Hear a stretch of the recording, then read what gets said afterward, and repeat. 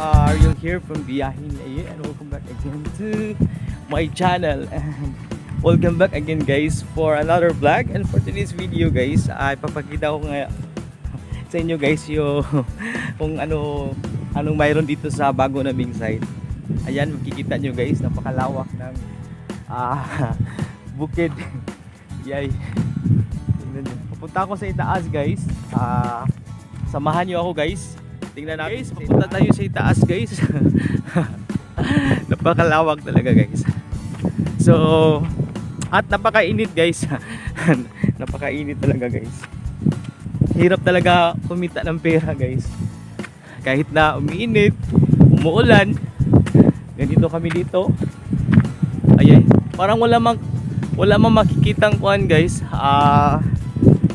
Mga halaman, liit lang, bukid manunda. Ito yung ito yung ginagawa nila ngayon na sila ng for tawag doon subdivision.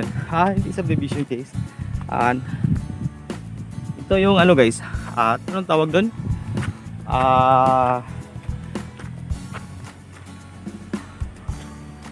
Tawag ka na guys kanang anong tawag doon? Ay, ito na. Ito kasi guys, ito yung tinatawag nila na develop. I-develop ito na gagawing subdivision. At saka kalsada na mag-connect dyan sa sa may Sunny Hills at saka papunta kung saan papunta, hindi ko alam kung saan papunta. Maybe soon malalaman ko rin kasi bago ko pa rin ako dito. Kung nakikita nyo guys, napakalawak at malayo pa yun sa itaas guys. So dito na ulit, dito lang ako guys kasi nahangal na ako. So ayun, guys, diba layo pa. Parang hindi ko na maabot dun kasi layo na. Hinahangal na ako guys. Ito yung bagong site namin guys. Init dito, mainit pero napakalawak.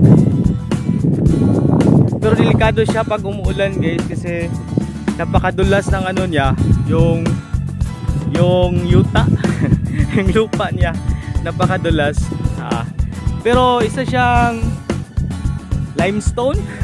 Yung limestone dito guys ginagamit at tinatambak sa fishport dun sa Talisay. Ayan, napakaputi at wala na siya masyadong wala na masyadong guys, wala masyadong mga puno, wala na. So let's end up here guys. Thank you for watching and I hope you enjoy kasi nag-enjoy ako. So see you guys for my next vlog. So bye bye, hello, bye bye, and don't forget to like, share and subscribe, and God bless us all guys. Baby, thank you, bye bye.